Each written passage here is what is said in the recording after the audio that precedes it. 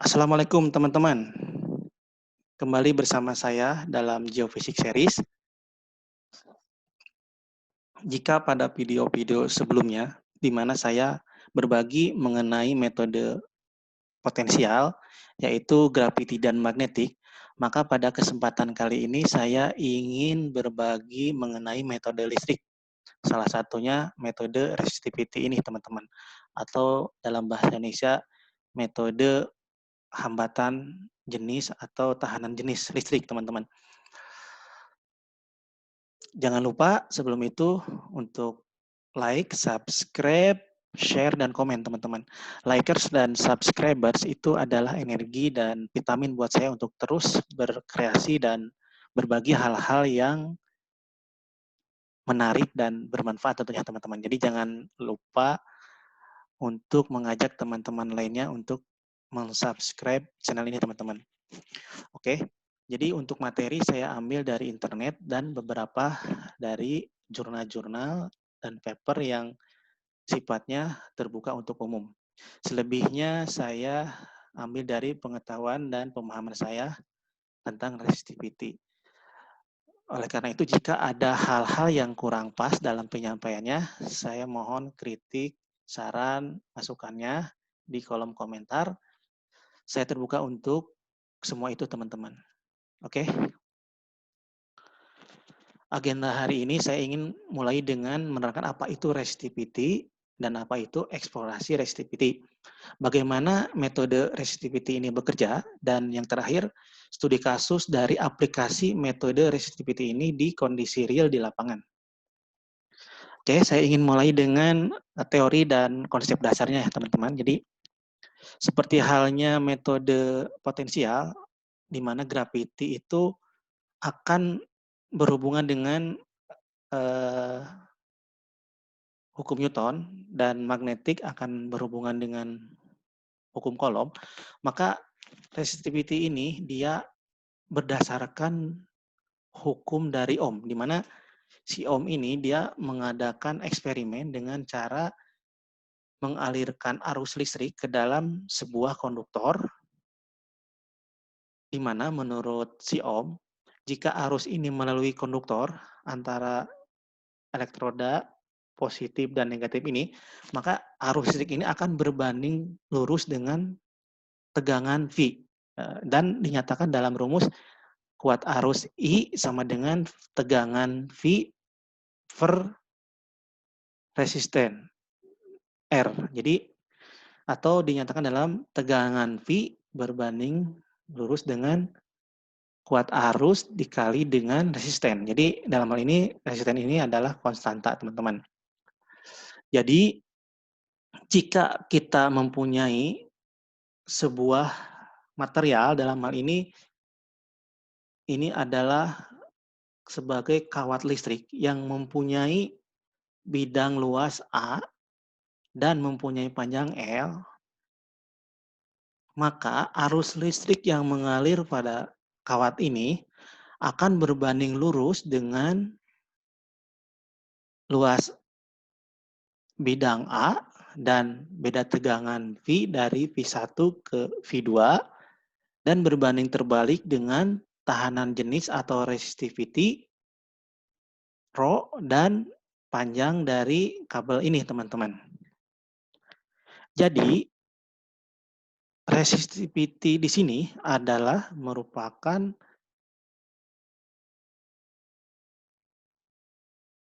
kekuatan atau hambatan daripada jenis konduktor itu sendiri. Jadi, di sini resisten ini akan atau hambatan ini akan berbanding lurus dengan resistivity itu sendiri atau tahanan jenis. Jadi ini akan bergantung terhadap jenis dari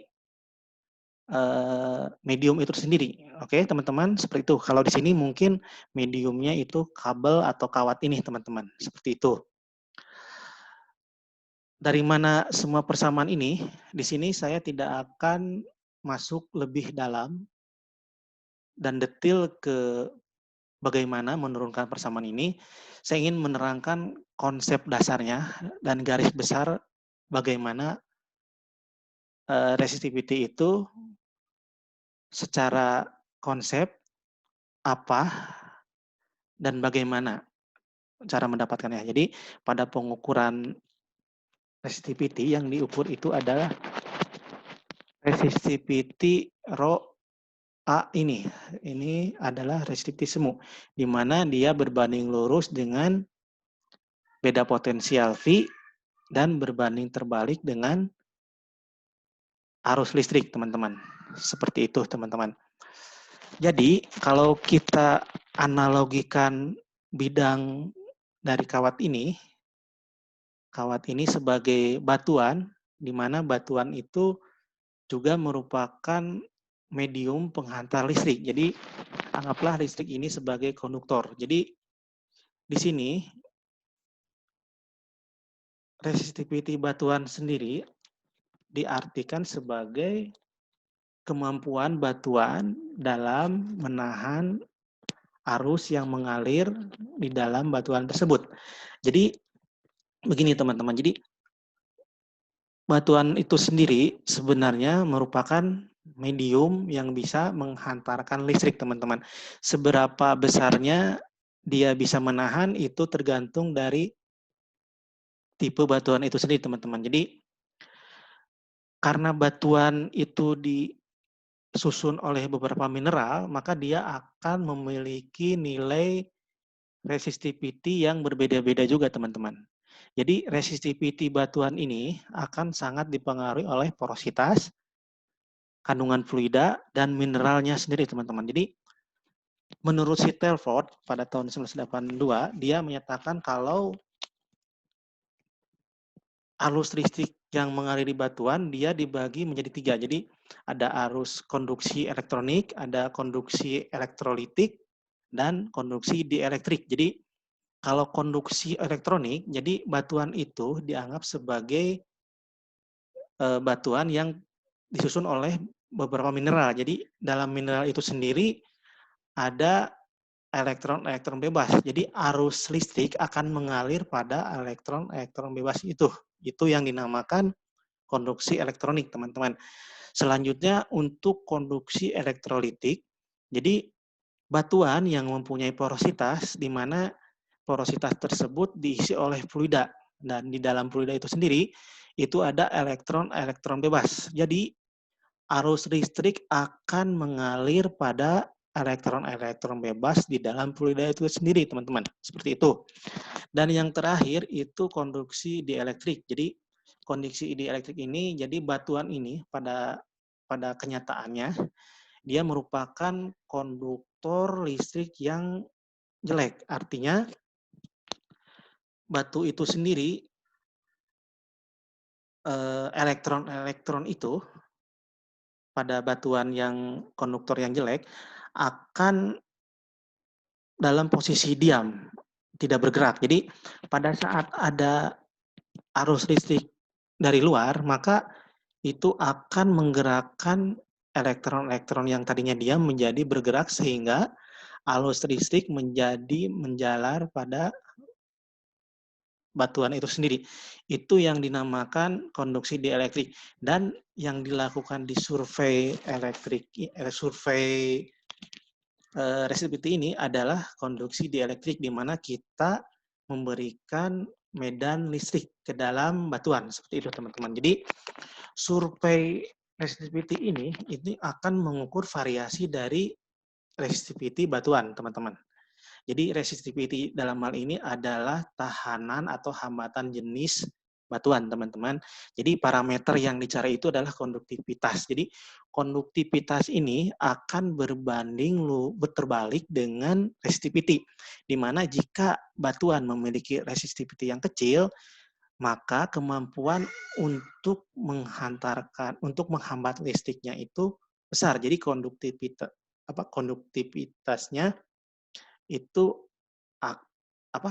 konduktivitasnya itu akan besar kalau resistivitanya kecil. Jadi berbanding terbalik dia. Jadi kalau resistivitasinya besar, maka konduktivitasnya itu kecil. Jadi berbanding terbalik teman-teman seperti itu. Jadi dalam survei ini yang akan dicari anomali adalah resistivity yang dinyatakan dalam ohmmeter, teman-teman. Seperti itu, teman-teman. Oke, jadi saya masuk ke bagaimana cara mengambil data resistivity atau mengukur data resistivity. Jadi begini, teman-teman. Untuk survei resistivity itu kita bisa dilakukan di atas permukaan maupun di dalam permukaan bumi atau di subsurface, dalam hal ini di lubang bor, teman-teman. Jadi eh, di sini saya ingin tekankan bahwa survei resistivity yang dilakukan di atas permukaan dan di bawah permukaan atau di dalam lubang bor, secara prinsip itu parameter yang dicari itu sama, teman-teman. Jadi jangan bingung kalau kita mendengar ada istilah resistivity lubang bor. Sebenarnya barang yang dicarinya masih itu saja, teman-teman, masih sama. Jadi kalau di surface resistivity atau di permukaan survei resistivity di permukaan, itu yang akan diukur itu adalah resistivitas semu atau apparent resistivity. Apa itu nanti saya akan terangkan apa. Sedangkan untuk borehole atau survei resistivity dalam lubang bor itu kita akan dapatkan beberapa nilai resistivity. Biasanya yang akan kita dapatkan adalah resistivity sebenarnya atau true resistivity, ada juga resistivity di zona invasi, ada juga resistivity di zona transisi. Tapi biasanya kalau di resistivity lubang bor itu yang dicari itu adalah true resistivity. Ini sama dengan apa yang akan nanti dicari di survei resistivity di permukaan, yaitu resistivity sebenarnya atau true resistivity. Oke, teman-teman. Kembali ke survei resistivity di permukaan. Jadi kita akan menggunakan resistivity meter, di mana untuk resistivity meter ini itu banyak sekali manufacturer yang beredar di pasaran dengan merek yang berbeda-beda, tapi kembali di sini saya lebih tertarik ke sensitivity dari alat itu sendiri, teman-teman. Oke, itu yang harus kita perhatikan dalam alat resistivity meter ini. Jadi pada survei permukaan ini, jadi kita akan punya resistivity meter, kita akan pakai gulungan kabel ini yang akan diikatkan ke elektroda dan ke resistivity itu sendiri. Jadi elektroda ini kita tanam di atas permukaan seperti ini.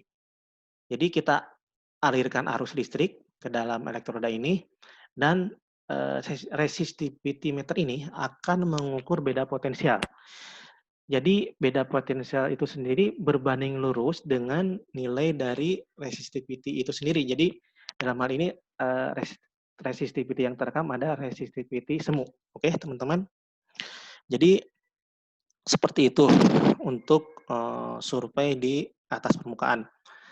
Lalu seperti apa pengukurannya? Jadi untuk survei resistivity di permukaan itu akan bergantung kepada objektif dari survei itu sendiri, teman-teman. Jadi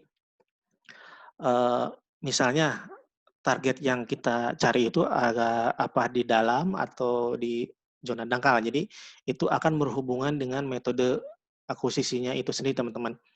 Dan juga konfigurasinya, teman-teman. Jadi kita bagi dua, di mana untuk survei resistivity dengan tujuan untuk memetakan profil dari resistivity secara lateral atau horizontal, maka kita akan menggunakan metode mapping. Di mana dengan metode mapping ini, kita akan menggunakan spasi dari elektroda yang tetap tapi berpindah-pindah tempat. Sehingga akan didapatkan profil resistivity secara lateral. Jadi seperti itu.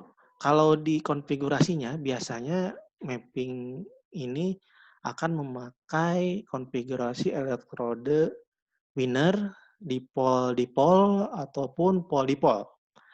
Sedangkan untuk tujuan survei untuk mendapatkan profil resistivity yang target dalam, biasanya dia menggunakan metode konfigurasi Schlumberger. Jadi dengan metode sounding ini, kita sebut metode sounding, kita akan mengubah beberapa jarak antara elektrode. Jadi elektroda itu dibuat sedemikian rupa jaraknya itu berubah-ubah. Jadi di sini semakin jaraknya semakin besar, itu diharapkan penetrasinya semakin dalam.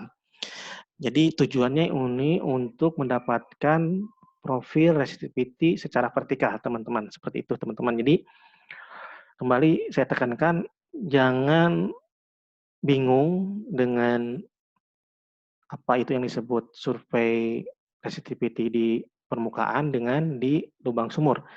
Ya bedanya ya itu saja, dia hanya alatnya ditempatkan di permukaan dan di dalam lubang sumur. Tapi secara prinsip yang diukurnya itu atau yang dicarinya itu ya resistivity sebenarnya atau true resistivity, teman-teman, seperti itu. Jadi untuk survei sendiri ini bisa dilakukan di darat maupun di laut, teman-teman. Seperti itu. Oke. Lalu bagaimana processing dari resistivity itu sendiri? Jadi untuk processing resistivity ini tidak sekompleks atau serumit dari metode potensial seperti magnetik atau gravity, teman-teman. Jadi cukup simpel, di mana pada saat kita mendapatkan nilai resistivity terukur, di sini yang terukur kita namakan sebagai apparent resistivity atau resistivity semu. Jadi begini, teman-teman. Jadi apa yang kita asumsikan bahwa bumi itu homogen.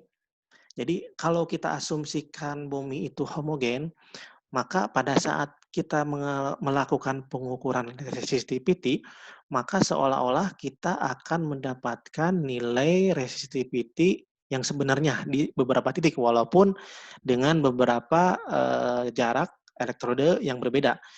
Nah, pada kenyataannya, bumi ini tidaklah homogen. Artinya, nilai resistivity itu bukan resistivity sebenarnya. Berarti yang akan kita dapatkan dari pengukuran adalah resistivity semu. Jadi seperti itu, teman-teman. Jadi kembali lagi ke sini, setelah kita mengukur nilai resistivity di setiap titik pengukuran, maka kita akan melakukan inversi. Jadi inversi ini adalah proses untuk mendapatkan nilai resistivity yang sebenarnya. Oke, teman-teman. Jadi prosesnya inversi ini seperti matching kurva. Jadi kita akan matchingkan nilai dari resistivity yang terukur atau terobservasi dengan perhitungan, di mana dengan mendapatkan error yang kecil, maka itulah resistivity yang sebenarnya. Ini adalah proses yang looping, di mana kalau kita dapatkan hasil inversi yang bagus, maka kita akan lanjutkan ke koreksi topografi. Jika ada beberapa data yang jelek, maka kita lakukan proses editing dan looping lagi inversion, koreksi topografi. Ini koreksi merupakan koreksi untuk mengkompensasi pengaruh dari topografi atau elevasi pada saat melakukan pengukuran resistivity, teman-teman. Oke, setelah didapatkan koreksi ini, maka kita dapatkan nilai resistivity sebenarnya yang udah komplit, teman-teman, seperti itu. Jadi inilah resistivity yang akan kita gunakan untuk interpretasi kualitatif dan kuantitatif, teman-teman, seperti itu. Oke, lalu bagaimanakah interpretasi kualitatif dan kuantitatif? Jadi interpretasi kualitatif ini merupakan metode interpretasi dengan menaksir nilai-nilai dari pengukuran resistivity di permukaan dan melihat tren dari nilai-nilai tersebut pada area pengukuran. Seperti kita lihat di sini, contohnya kita lihat nilai dari merah ke parvel itu adalah resistivity yang tinggi atau besar. Berarti dia artinya konduktivitasnya kecil. Kalau kita interpretasikan, ini berarti hambatannya besar, kemungkinan dia adalah zona yang tidak mengandung fluida atau batuan yang keras, seperti itu kualitatif. Sebaliknya yang biru ini adalah hambatannya kecil, artinya ini konduktivitasnya besar, bisa mengantarkan arus listrik. Yang kemungkinan ini mempunyai batuan yang punya porositas atau mengandung fluida. Seperti itu teman-teman, itu interpretasi kualitatif. Dalam hal ini saya ambil contoh dari survei vertikal elektronik electric sounding. Jadi ini memerlukan pengetahuan tentang nilai dari resistivitas tipe-tipe batuannya dan juga fluidanya teman-teman. Satu lagi ini contoh interpretasi kualitatif dari data resistivity lubang sumur. Jadi untuk interpretasi kualitatif lubang sumur ini log resistivity ini disandingkan dengan beberapa log lainnya, dalam hal ini neutron density dan gamma ray. Jadi kalau kita lihat di sini ada crossover antara neutron density di mana ini kita interpretasikan sebagai reservoir yang mengandung fluida. Lalu seperti apakah itu fluida di dalamnya? Maka resistivity ini akan menolong kita untuk lebih percaya diri dalam mengkarakterisasi zona-zona yang mengandung hidrokarbon, zona yang mengandung air, ataupun non-reservoir. Seperti itu teman-teman. Itu akan terlihat dari nilai resistivity, di mana makin tinggi resistivity, itu kemungkinan zona hidrokarbon mengisi pori-pori batuan lebih besar. Jadi seperti itu teman-teman. Oke. Nah, ini untuk interpretasi kuantitatif dari data resistivity. Jadi maksud dari interpretasi kuantitatif, jadi kita akan mengkuantifikasi dari data-data data-data pengukuran resistivity ke dalam parameter-parameter batuan seperti litologi, porosity, depth dan thickness juga dan lain-lainnya di area survei tersebut. Jadi untuk interpretasi kita bisa lakukan dengan bantuan software. Jadi banyak sekali software yang beredar di pasaran seperti Resist 2D, Resist XP dan sebagainya teman-teman. Tapi untuk lebih mendukung interpretasi, maka alangkah baiknya kita menggunakan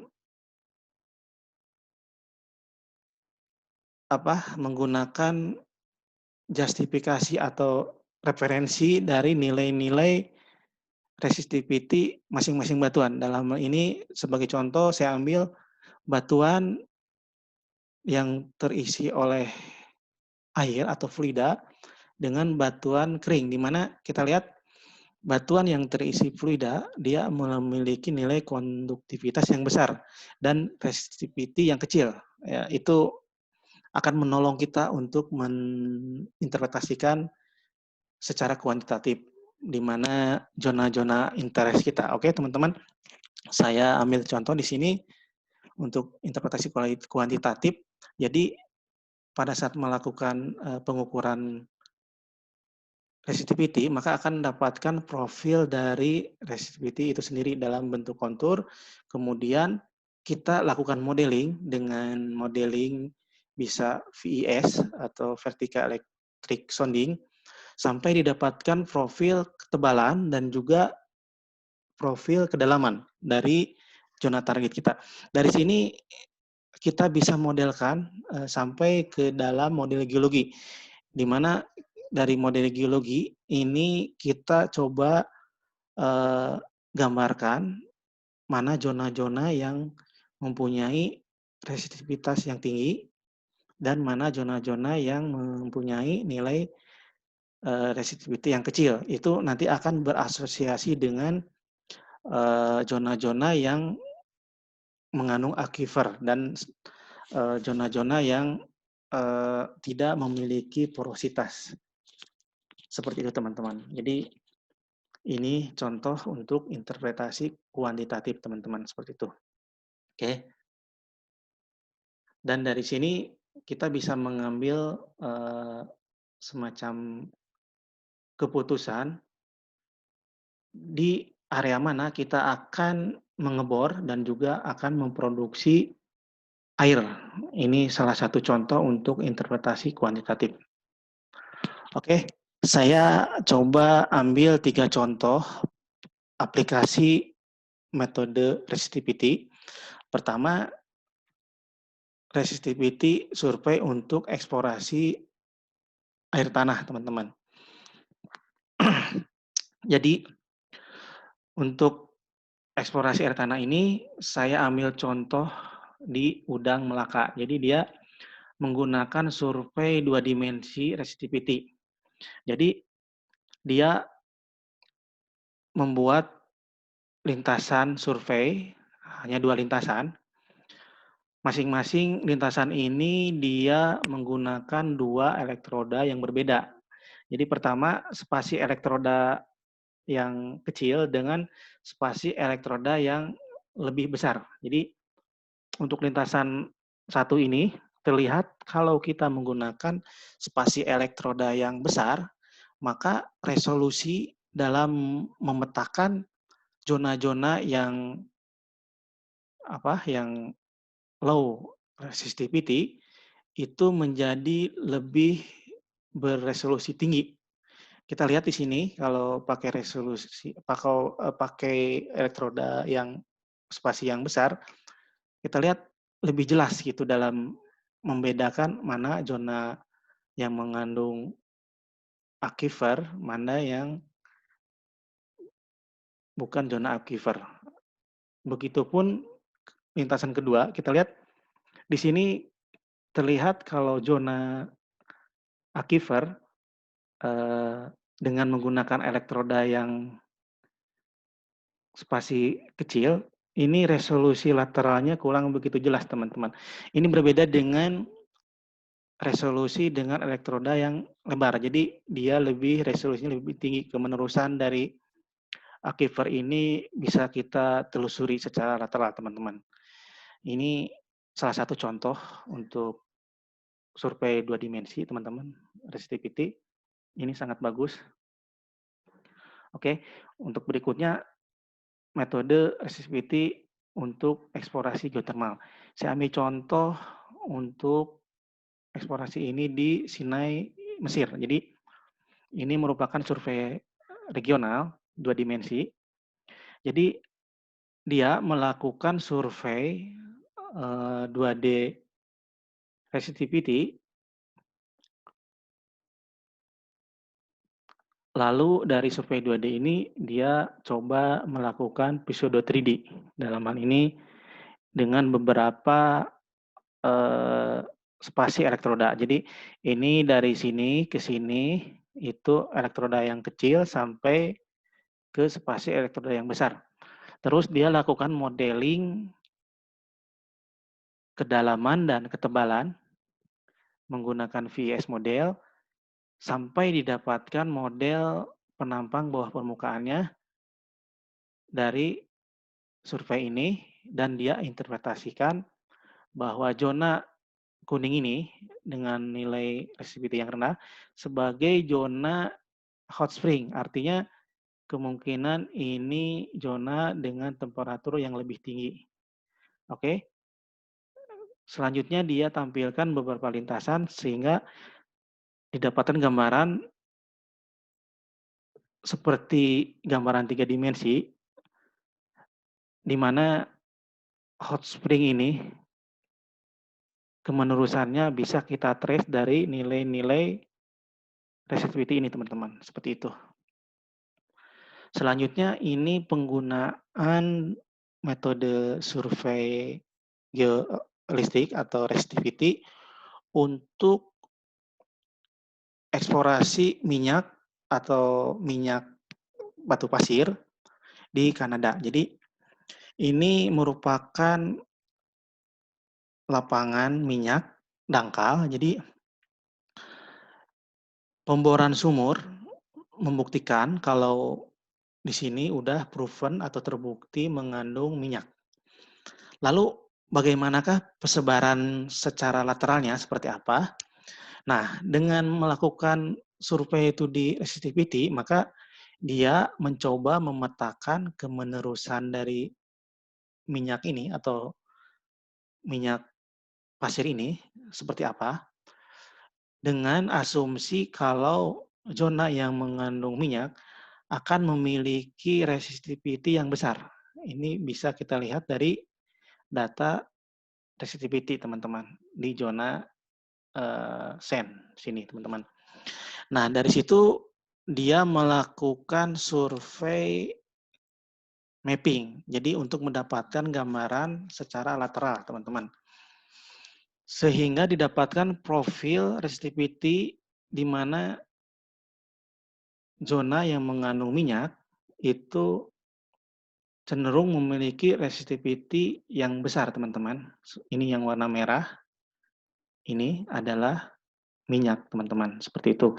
Dan untuk lebih meningkatkan tingkat kepercayaan dari si metode resistivity ini, maka hasil dari survei resistivity ini dia ikatkan ke dalam data seismic 2D, teman-teman. Jadi ini dia mencoba menelusuri struktur secara lateral dengan menggunakan kombinasi data resistivity 2D dengan seismic 2D, teman-teman, seperti itu. Dan ini kita lihat ini sangat match sekali, di mana kemungkinan ini adalah terendapkannya minyak dalam pasir, batu pasir ini, teman-teman, seperti ini yang warna merah ini, teman-teman. Oke, teman-teman, sekian dulu untuk metode resistivity. Insya Allah untuk metode lainnya akan lanjut di video selanjutnya. Semoga video ini bermanfaat. Jangan lupa untuk like, subscribe, share, dan komen, teman-teman. Terima kasih. Wassalamualaikum warahmatullahi wabarakatuh.